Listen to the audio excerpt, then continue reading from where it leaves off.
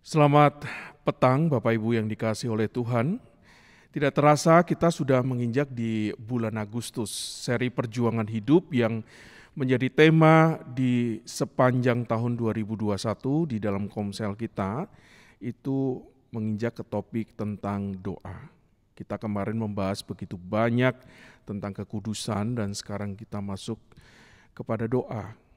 Nah, apa yang kita akan pelajari bersama di dalam kehidupan doa Bapak Ibu Saudara? Kenapa itu menjadi bagian penting di dalam seri perjuangan hidup, sehingga Bapak Ibu Saudara dan saya menjalaninya dengan tetap mengingat bahwa ada Tuhan yang menyertai. Kita akan pujikan satu buah pujian yang juga menolong Bapak Ibu Saudara untuk bersama-sama mempersiapkan diri. Bagaimana doa itu betul-betul menjadi satu sarana yang Tuhan sediakan bagi kita untuk senantiasa mengerjakan banyak hal. Karena doa mengubah segala sesuatu. Saat keadaan sekelilingku ada di luar kemampuanku, ku berdiam diri mencarimu. Doa mengubah segala sesuatu. Saat kenyataan di depanku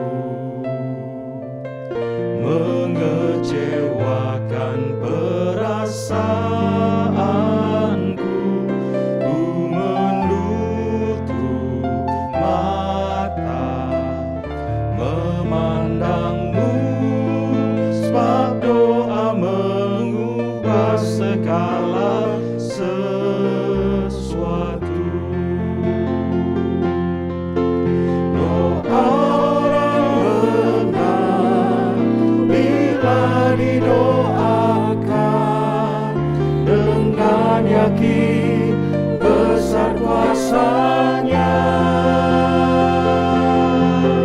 Dan tiap doa yang lahir dari iman berkuasa menyelamatkan, seperti mata air di tanganmu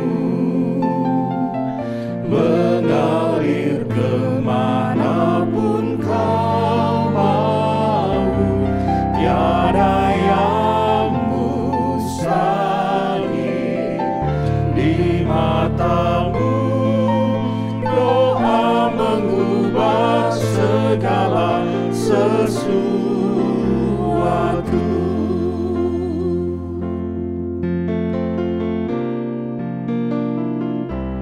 Saat kenyataan di depanku mengecewakan perasaanku, ku menutup mata memandangmu, sebab doa mengubah segala sesuatu.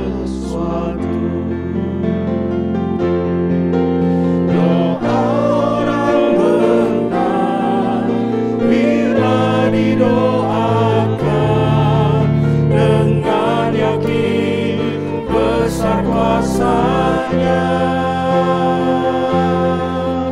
Dan tiap doa yang lahir dari iman berkuasa menyelamatkan, seperti mata air di tanganmu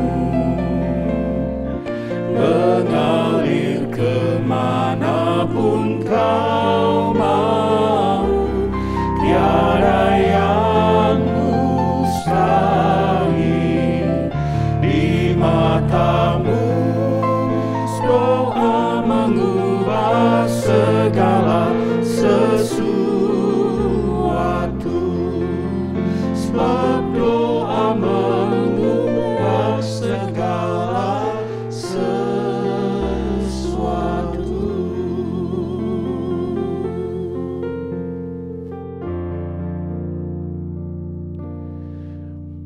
Mari kita berdoa. Bapa yang baik, kami sungguh ya Tuhan melihat di dalam realita hidup kami yang kami jalani selama ini.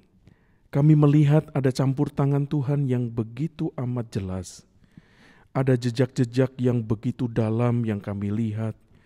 Bagaimana kami ditopang, bagaimana kami disertai, bagaimana kami dilindungi, bagaimana kami kemudian mendapatkan pimpinan yang amat jelas, sehingga kami mampu membedakan mana yang baik, mana yang buruk. Kami juga mampu melangkah dengan pasti bahwa ada Tuhan yang menyertai selama kami mengalami kesulitan-kesulitan hidup, sedemikian hingga saat ini ya Tuhan. Dan biarlah Tuhan pada malam hari ini kami mau belajar bagaimana kami juga mampu melihat masa depan kami. Karena sesungguhnya kami meyakini dan mengimani bahwa ada Tuhan yang juga akan menyertai kami. Dan kami dibebaskan untuk menghampiri-Mu ya Tuhan di dalam segala permohonan kami. Sungguh kami mau belajar berdaya guna seperti apakah doa itu. Sehingga kami betul-betul mengandalkan hanya Tuhan saja melalui doa ini. Kami menyerahkan ya Tuhan untuk tiap-tiap kami yang terus berjuang selama pandemi ini. Berkati ya Tuhan untuk kami boleh mengerti, memahami akan apa yang kami perbincangkan di dalam Komsel kali ini. Di dalam nama Tuhan Yesus kami berdoa. Amin. Jemaat, mari kita bersama-sama membaca bagian firman Tuhan dari Efesus pasalnya yang ke-6. Saya mulai dari ayat yang ke-13. Demikian firman Tuhan. Sebab itu, ambillah seluruh perlengkapan senjata Allah, supaya kamu dapat mengadakan perlawanan pada hari yang jahat itu, dan tetap berdiri sesudah kamu menyelesaikan segala sesuatu. Jadi, berdirilah tegap, berikat pinggangkan kebenaran dan berbaju zirahkan keadilan. Kakimu berkasutkan kerelaan untuk memberitakan Injil damai sejahtera. Dalam segala keadaan, pergunakanlah perisai iman, sebab dengan perisai itu kamu akan dapat memadamkan semua panah api dari si jahat. Dan terimalah ketopong keselamatan dan pedang roh, yaitu firman Allah, dalam segala doa dan permohonan. Berdoalah setiap waktu di dalam roh, dan berjaga-jagalah di dalam doamu itu dengan permohonan yang tak putus-putusnya untuk segala orang kudus. Juga untuk aku, supaya kepadaku, jika aku membuka mulutku, dikaruniakan perkataan yang benar, agar dengan keberanian aku memberitakan rahasia Injil, yang kulayani sebagai utusan yang dipenjarakan. Berdoalah, supaya dengan keberanian aku menyatakannya, sebagaimana seharusnya aku berbicara. Nah jemaat, di dalam kehidupan kita sehari-hari kalau kita berdoa, bagaimana sih kehidupan doa kita? Ketika kita menjalani kehidupan ini dengan penuh kenyamanan, segala sesuatunya tersedia, segala sesuatunya lancar, apakah kita mempunyai kehidupan doa yang sungguh-sungguh? Atau ketika kita mulai mengalami kesulitan, ketika kita mengalami himpitan, ketika usaha kita menjadi terancam, misalnya karena pandemi ini. Ataupun hal-hal lain yang membuat kita menjadi tidak nyaman, yang membuat kita menjadi takut, yang membuat kita jadi gelisah. Apakah di saat itu kita baru mulai memiliki kehidupan doa yang sungguh-sungguh di hadapan Tuhan? Kita baru mulai mencari Tuhan. Kita baru mulai baca firman Tuhan, lalu kita berdoa.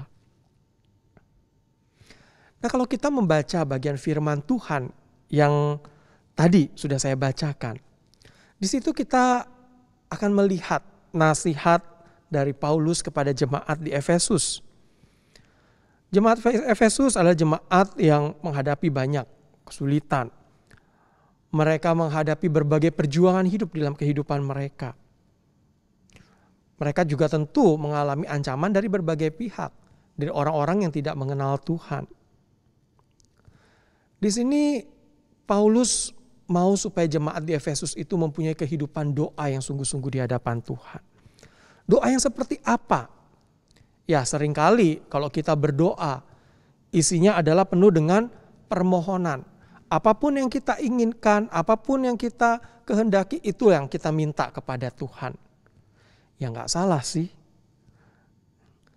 Tapi kalau kita melihat apa yang ada di dalam bacaan kita hari ini, kita melihat di situ bahwa memang dikatakan berdoa untuk semua hal dan permohonan dalam segala sesuatu. Tetapi kita juga diingatkan di sini bahwa kita harus berdoa setiap waktu bersama Roh Kudus di dalam Roh. Jadi kita tidak hanya sekedar mengutarakan apa yang kita inginkan saja kepada Tuhan. Tetapi pernahkah di dalam kehidupan doa kita meminta supaya Roh Kudus memimpin kita berdoa? Supaya apa yang kita minta itu juga adalah yang Tuhan kehendaki di dalam hidup kita. Lalu dikatakan juga di sini berdoa dengan mencari hikmat. Berdoa dengan tuntunan Tuhan. Dan juga dikatakan berdoa dengan tetap waspada, penuh kesadaran rohani, pikiran, dan jasmani. Tanpa kita sadari mungkin kita pernah mengalami doa malam terus kita ketiduran. Ya. Nah, tetapi di dalam kehidupan doa yang sesungguhnya, hal itu seharusnya tidak terjadi. Ya. Ketika kita berdoa dengan penuh kesadaran. Kita sedang berbicara kepada Tuhan. Lalu apa yang kita doakan? Bukan hanya apa yang kita inginkan. Tetapi Paulus juga mengajarkan di sini berdoa untuk para pelayan Tuhan. Berdoa untuk orang lain. Untuk hamba-hamba Tuhan. Untuk pekerjaan Tuhan di dalam pemberitaan Injil. Supaya Injil boleh terus tersebar. Hamba-hamba Tuhan diberikan hikmat, pertolongan di dalam menyampaikan berita kebenaran. Dan kalau kita mau lihat lebih jauh siapakah hamba-hamba Tuhan itu, ya bisa mereka yang melayani secara full time. Tetapi setiap kita juga adalah hamba-hamba Tuhan yang dipanggil untuk mewartakan kebenaran firman Tuhan. Yang dipanggil untuk menjadi saksi Kristus. Nah, biarlah nasihat Paulus ini bisa mengingatkan kita untuk memiliki kehidupan doa yang sungguh-sungguh di hadapan Tuhan. Kehidupan doa yang tekun dan selalu meminta tuntunan, hikmat yang daripada Tuhan. Tuhan memberkati. Bapak Ibu, saya ingin melanjutkan apa yang disampaikan oleh penginjil Victor. Kalau kita mengacu kepada materi yang sudah dibagikan kepada setiap kita, maka saya akan membicarakan khususnya di dalam pertanyaan yang kedua. Dan saya ingin mengajak teman-teman sekali lagi membaca pertanyaan yang kedua tersebut. Hal-hal apa saja yang harus kita benahi untuk dapat memiliki komitmen dalam menjaga kehidupan doa? Saya ulangi. Hal-hal apa saja yang harus kita benahi untuk dapat memiliki komitmen dalam menjaga kehidupan doa? Sebetulnya kita sudah diberikan ada 7 poin di dalamnya.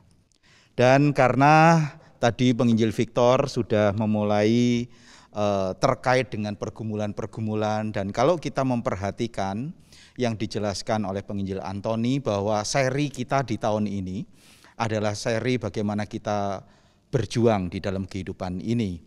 Dan tentu saja saya ingin mengajak kita untuk memandang bagaimana seseorang memiliki sebuah komitmen di dalam kehidupan doa yang ada kaitannya dengan pergumulan atau kesulitan itu sendiri. Bagi saya ketika kita mencoba untuk menilik kembali kehidupan doa kita, tanpa kita sadari sebetulnya itu sangat dipengaruhi oleh bagaimana kita mengartikan, mendefinisikan, memaknai sebuah kehidupan doa. Kalau doa itu merupakan bagian yang kemudian dikondisikan oleh sebuah pergumulan, oleh sebuah keadaan, tadi penginjil Victor katakan ya sah-sah saja, ya kita boleh melakukan hal itu dan itu memang faktanya yang kita lakukan. Tetapi tatkala tataran kehidupan doa kita masih ada di dalam bagian itu, kita berdoa karena ada pergumulan, ada kesulitan, karena kita perlu untuk survive di dalam kehidupan kita, doa itu mungkin masih kita anggap hanya sebagai sebuah cara untuk menolong kita dari pergumulan-pergumulan yang ada. Artinya doa itu menjadi langkah emergensi. Kalau kita punya problem, doa menjadi solusinya. Dan dengan harapan Tuhan mendengarkan doa kita, dan kehidupan doa itu akan terus kita lakukan selama kita berada di dalam kondisi yang membutuhkan campur tangan Tuhan. Nah, apakah pergumulan-pergumulan ini bisa dipakai oleh Tuhan? Tentu saja bisa. Bisa dipakai oleh Tuhan agar kita memiliki kehidupan doa, sekalipun berangkat dari situasi bahwa doa itu hanya sebagai langkah emergensi. Tetapi tatkala kehidupan doa itu kita jalani terus-menerus dengan sebuah korelasi langsung dengan adanya pergumulan yang masih terjadi, ya tidak mengapa.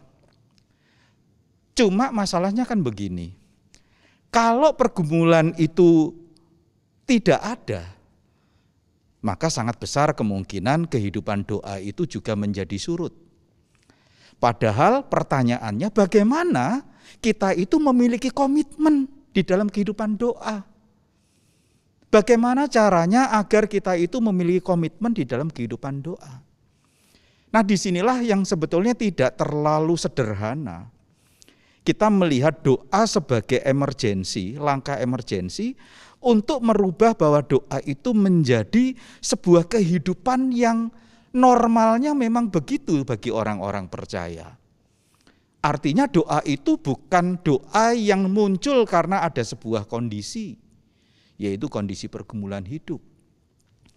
Nah, teman-teman, tatkala kita mencoba membangun doa yang memiliki makna yang lebih memiliki karakter yang sebenarnya, memiliki komitmen yang sebenarnya sebagai anak-anak Tuhan, maka sebetulnya kita sudah diajak oleh 7 poin itu untuk melihat hal-hal yang mungkin bisa saja membantu kita dikondisikan agar kita punya komitmen.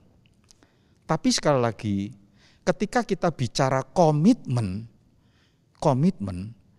sepertinya bagi saya ada 2 faktor yang sangat penting. 1, faktor dari diri kita sendiri untuk membangun sebuah komitmen, sebuah janji, sebuah tekad, sebuah keberanian untuk kita kemudian mengalami sebuah kehidupan doa sebagaimana yang kita itu mau komitkan. Gitu. Tetapi di langkah yang kedua, kita percaya campur tangan Tuhan yang membuat kita kemudian mulai mengalami betapa indahnya kehidupan doa kita, dan doa itu bukan masalah permohonan dan jawaban, tetapi perjumpaan dengan Tuhan yang menjadi tujuan doa kita itu menjadi sangat penting. Dan titik balik komitmen ditentukan oleh hal itu. Bukan ditentukan oleh jawabannya apakah sudah saya terima atau tidak. Itu hanya menjadi pengalaman kecil. Karena sebetulnya perjumpaan kita dengan Tuhan, di mana kita berdoa kepadanya, pengenalan dan pergaulan kita dengan Tuhan, kedekatan dan keintiman kita dengan Tuhan, itu membuat komitmen itu menjadi begitu luar biasa. Bapak Ibu, saya berharap nanti akan dijelaskan oleh penginjil Henny, agar kita juga bisa berdoa di dalam track-nya Tuhan, sesuai dengan kehendak Tuhan, sesuai dengan maunya Tuhan. Kalau kita berdoa itu harusnya seperti apa? 3 pertanyaan yang dimunculkan, yang tadi sudah dijelaskan oleh penginjil Victor, yang kedua dan yang ketiga itu menjadi bagian yang sangat terkait. Yang artinya kalau yang salah satu hilang, Anda tidak mungkin akan memiliki komitmen. Dan kalau Anda nggak punya komitmen, bagaimana Anda akan hidup di dalam sebuah track doa yang sesuai dengan kehendak Tuhan? Nah, saya berharap biarlah kita juga boleh kembali melihat kepada materi.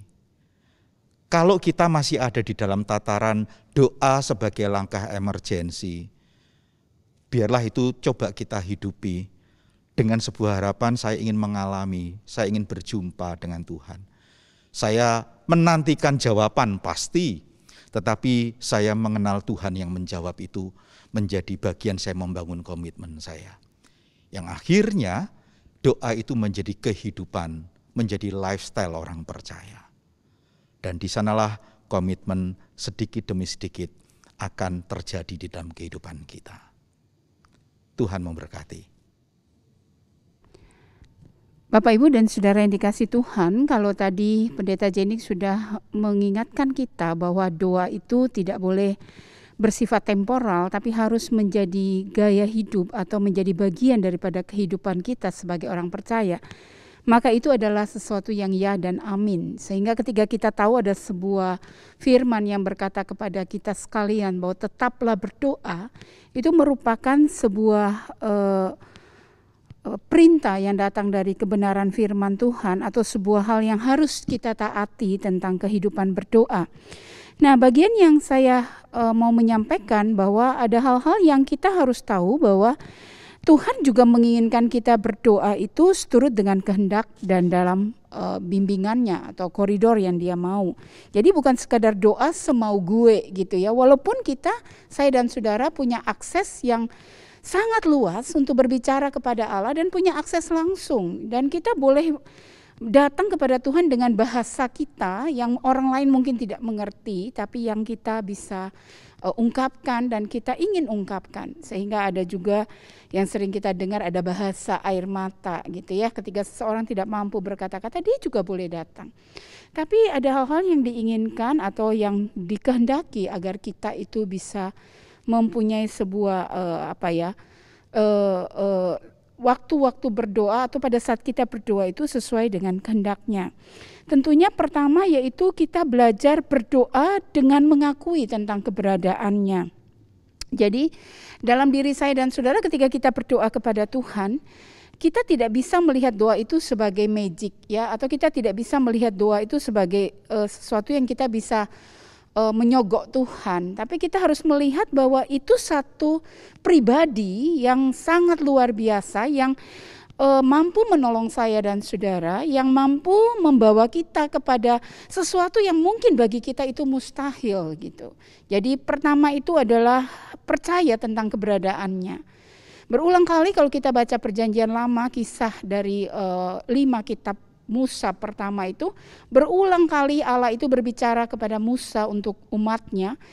Kenapa mereka tidak mempercayai aku? Kenapa mereka masih meragukan aku? Nah, Allah mau ketika kita berdoa, kita mempercayai Dia, keberadaan Dia sebagai Allah yang maha kuasa, Allah yang sanggup, Allah yang luar biasa, yang tidak akan pernah meninggalkan kita umatnya.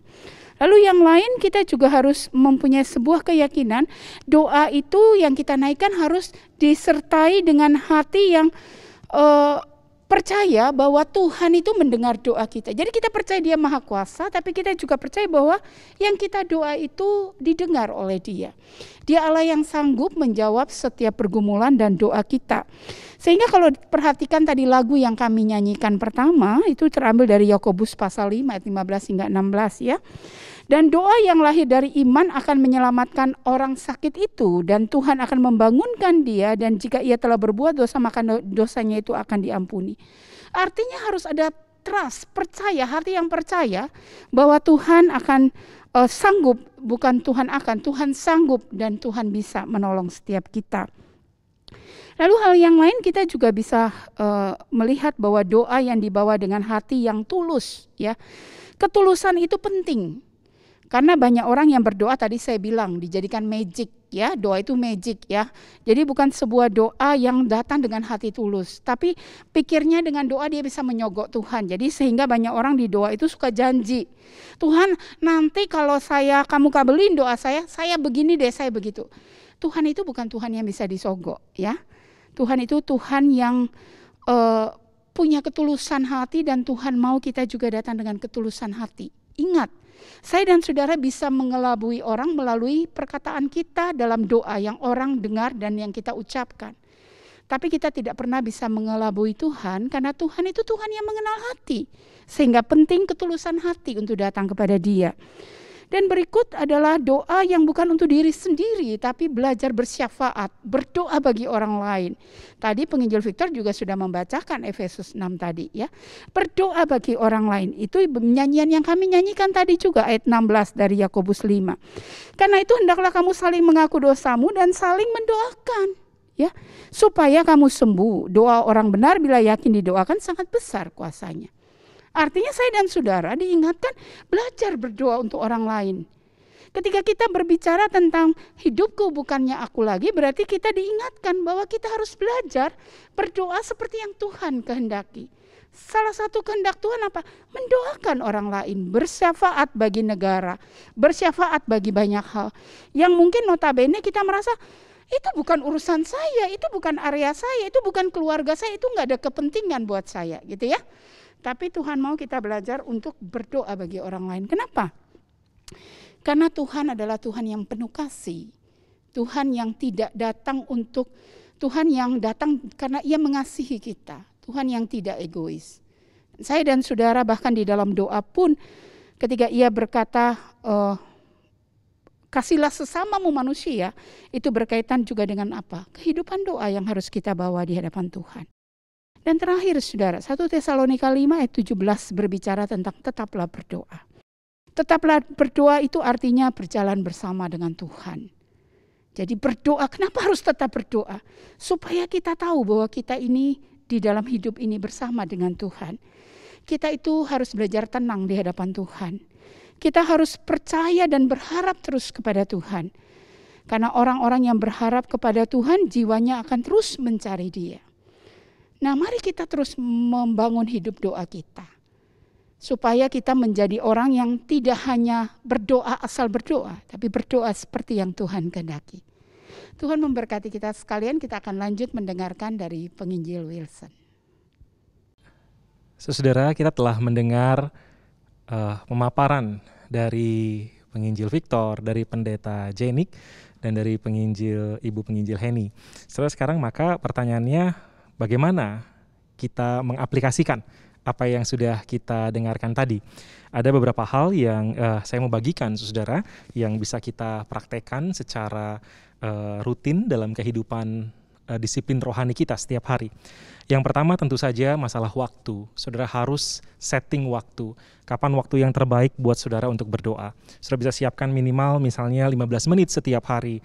Atau kalau saudara waktu itu, hari itu, saudara tahu saudara akan sibuk. Saya ingat sekali Martin Luther pernah berkata, kalau hari itu saudara tahu saudara akan sangat sibuk, maka saudara punya atau butuh jam doa yang jauh lebih banyak. Karena di waktu sibuk itulah saudara kita bisa kembali mengingat dan melihat ada Tuhan beserta dengan kita lewat kehidupan kita sehari-hari. Dan saudara siapkan waktu khusus, waktu di mana saudara bisa tenang, waktu di mana saudara-saudara tidak terburu-buru, tidak dengan hati yang galau, tapi dengan hati yang boleh belajar percaya ada Tuhan beserta dengan saudara di waktu itu, di tempat itu. Yang kedua, saudara juga bisa bernyanyi atau mendengar musik rohani yang menolong saudara untuk menyiapkan hati, untuk menata pikiran, menata hati saudara untuk fokus kepada Tuhan. Kita tahu sekali bahwa berdoa itu bukan sekedar sebuah rangkaian kata, tapi seperti tadi pendeta Jenny katakan, itu adalah momen perjumpaan dengan Tuhan. Dan sangat penting untuk menyiapkan hati, untuk kemudian kita bisa benar-benar fokus mau berjumpa dengan Tuhan. Lalu yang ketiga, saudara bisa mulai berdoa dan mulailah doa saudara dengan pujian dan pengagungan kepada Allah. Karena Allah sudah begitu besar melakukan segala perkara, segala kebaikan, menyelamatkan saudara, mengampuni dosa saudara. Ungkapkan pujian dan pengagungan yang betul-betul tulus keluar dari hati saudara. Dan kemudian saudara bisa lanjutkan dengan ucapan syukur atas apa perbuatan baik yang Tuhan sudah kerjakan dalam hidup saudara. Atau ada peristiwa-peristiwa tertentu yang saudara ingat dan saudara tahu Tuhan berkarya dengan luar biasa di situ. Ucapkanlah syukur untuk hal itu. Yang keempat, saudara juga bisa kemudian melanjutkan doa setelah tadi pujian atau pengagungan, saudara kemudian bersyukur kepada Tuhan. Berikutnya, saudara bisa kemudian masuk dalam permohonan. Permohonan ini saudara bisa ungkapkan tentang pengampunan dosa, mulai dengan pengakuan dan kemudian permohonan pengampunan dosa. Dan setelah itu, saudara juga bisa menyambungnya dengan permohonan untuk pergumulan pribadi saudara atau pergumulan dari orang-orang yang saudara kasihi. Pasangan saudara kah, orang tua kah, anak kah, keluarga, rekan, siapapun itu. Dan setelah itu, saudara belajar juga melakukan, menaikkan permohonan untuk gereja, untuk bangsa dan negara, untuk situasi pandemi ini, untuk hamba Tuhan, untuk misionaris atau untuk pelayanan-pelayanan yang lain saudara tahu. Itu menjadi sebuah bagian daripada permohonan yang kita coba untuk ungkapkan kepada Tuhan. Dan sekali lagi, seperti yang tadi sudah kita dengarkan, kita tidak menjadi orang yang egois, berdoa hanya untuk diri sendiri, tapi kita belajar membuka hati, belajar membuka pikiran untuk berdoa bagi orang-orang lain. Saudara, di poin ini saya seringkali mencatat sebelum berdoa. Ini sebagai tips, berbagi tips begitu ya. Saya seringkali mencatat sebelum berdoa. Apa yang mau saya doakan? Atau siapa yang mau saya doakan? Kenapa? Karena ini yang kemudian memudahkan saya untuk fokus kepada apa yang saya rindukan untuk Tuhan kerjakan bagi orang ini atau bagi sebuah kegiatan atau bagi sebuah peristiwa tertentu. Dan itu sangat menolong buat saya pribadi, saudara, ketika saya menulis pokok doa itu dan kemudian menaikkan doa itu di hadapan Tuhan, sehingga hati saya betul-betul terarah, betul-betul terfokus kepada Tuhan.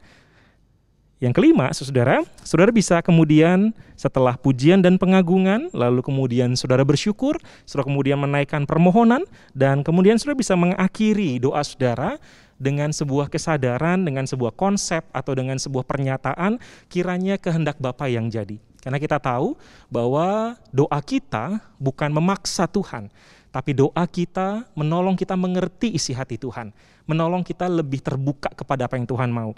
Sehingga saya rasa perkataan Tuhan Yesus sangat tepat ketika Tuhan Yesus berdoa di Taman Getsemani, kiranya kehendak Bapa yang jadi, bukan kehendakku, tapi kehendak Bapa yang jadi. Dan ini menjadi sebuah teladan yang sangat baik untuk kemudian juga kita harus terus kerjakan sebagai disiplin rohani, mengingatkan kehendak Allah jauh lebih besar, jauh lebih baik, jauh lebih indah daripada apa yang bisa kita pikirkan, apa yang kita naikkan dalam doa-doa kita. Dan setelah itu tutup doa saudara di dalam nama Yesus sebagai sebuah pengakuan iman kepada Yesus yang adalah Tuhan kita, Allah kita. Dan yang terakhir, yang keenam, saudara juga bisa kemudian mengucapkan doa Bapa kami setelah saudara selesai berdoa untuk semua pujian, pengagungan, syukur, permohonan, dan setelah itu saudara bisa kemudian juga berdoa doa Bapa kami. Atau saudara juga bisa membaca satu bagian dari Mazmur atau satu bagian dari Amsal yang menolong saudara untuk bisa mengungkapkan isi hati saudara. Yang pada waktu mungkin saudara sedang bergumul, saudara sedang ragu, saudara sedang khawatir, ada bagian-bagian tertentu dari Alkitab yang saudara ingat dan saudara bacakan itu dengan bersuara sebagai sebuah ekspresi hati saudara kepada Tuhan. Atau saudara juga bisa membaca kutipan doa atau rangkaian doa atau tulisan doa dari tokoh-tokoh Kristen atau dari teolog-teolog yang saudara tahu, yang saudara kenal, yang saudara mungkin bisa dapatkan itu di Google begitu ya, di internet ada begitu banyak sekali di situ kutipan doa dari tokoh siapa begitu ya. Saudara, kenapa ini menjadi bagian yang juga kita bisa kerjakan? Karena doa mereka menolong kita untuk belajar. Seperti halnya tokoh-tokoh itu memposisikan diri di hadapan Tuhan, demikian juga kita belajar, saudara-saudara.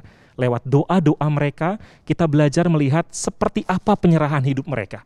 Seperti apa kerinduan mereka kepada Tuhan. Seperti apa hati mereka kepada Tuhan.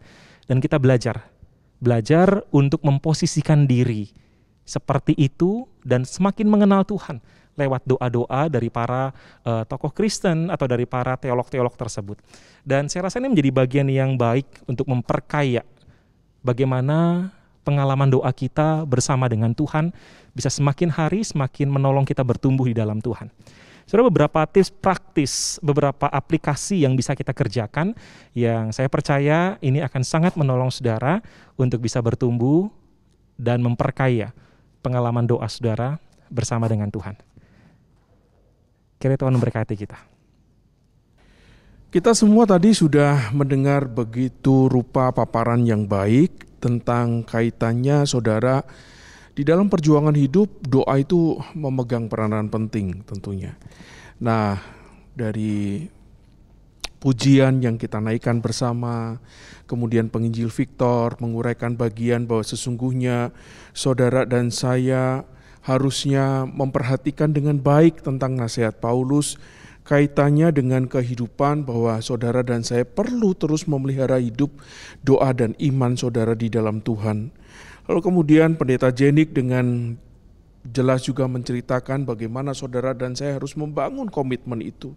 Saudara harus bangun komitmen itu dengan terus mengandalkan Roh Kudus, firman yang Tuhan sudah nyatakan kepada saudara dan saudara dan saya harus baca, perhatikan firman itu baik-baik dan kemudian Penginjil Henny juga mengungkapkan tentang bagaimana harus memperhatikan prinsip-prinsip di dalam doa, bahwa doa itu adalah bukan karena magic kita itu menggunakan doa itu, tetapi doa itu betul-betul kita naikkan dengan hati yang terbuka, hati yang tulus, hati yang terarah kepada Dia saja, karena sesungguhnya hanya Allah saja yang berkehendak, bukan kehendak saudara dan saya tentunya. Sehingga di dalam doa ketika Tuhan menghendaki saudara dan saya berdoa untuk musuh saudara sekalipun, mari kita berdoa juga untuk musuh-musuh kita. Kalau itu juga menghendaki saudara itu tidak hanya mengandalkan kekuatan saudara sendiri, dan saudara katakan, biarlah Tuhan bekerja, biarlah Tuhan yang bekerja, dan biarlah Tuhan yang bekerja sekali lagi.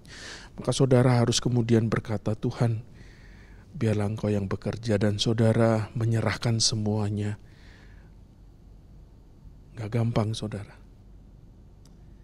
Dan Penginjil Wilson dengan luar biasa juga menceritakan koridor-koridor doa yang indah, yang baik, yang harus kita kerjakan di dalam kehidupan sebagai bentuk aplikasi. Itu betul-betul menolong saudara untuk tidak membuat kehidupan doa itu sebagai kehidupan yang membosankan, tetapi betul-betul saudara bisa kemudian isi dengan kegiatan-kegiatan doa yang sangat inspiratif.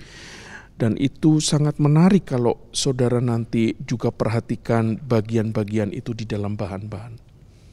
Saudara, saya sekarang mengajak untuk setiap kita berdoa sekali lagi, bahwa ketika saudara mulai letih dengan perjuangan hidup, ketika saudara kemudian mulai berbeban berat dengan perjuangan hidup, datanglah kepada Tuhan di dalam doa. Atau ketika saudara sudah melewati satu buah perjuangan yang amat sangat berat, naikkanlah ucapan syukur kepada Dia. Saudara, mari kita berdoa. Bapa yang baik, kami mengucap syukur ya Tuhan untuk banyak hal yang telah Tuhan kerjakan di dalam kehidupan kami. Terima kasih untuk kesempatan kami boleh berjumpa dengan teman-teman kami di dalam Komsel. Kami mengucap syukur karenanya Tuhan menjadikan kami lebih akrab. Kami saling terbuka, kami saling sharing kehidupan satu dengan yang lain. Kami mengucap syukur ya Tuhan, karena kami memiliki circle yang baik, yang sangat positif. Kami tidak diletakkan di dalam circle yang negatif, yang tentu saja ketika menghadapi banyak goncangan hidup, kami bisa saja jauh daripada Tuhan. Tetapi kami memiliki satu persekutuan yang indah bersama dengan teman-teman kami. Ketika kami berbeban, mereka luar biasa mendampingi kami, luar biasa juga memberikan kepada kami waktu-waktu khusus untuk mendengar keluh kesah kami. Tuhan, kami sungguh beruntung memiliki mereka ya Tuhan. Dan kami lebih beruntung lagi karena memiliki Allah yang seperti Engkau, yang mengerti air mata kami, kesusahan kami. Kami menyerahkan ya Tuhan pandemi kali ini ya Tuhan.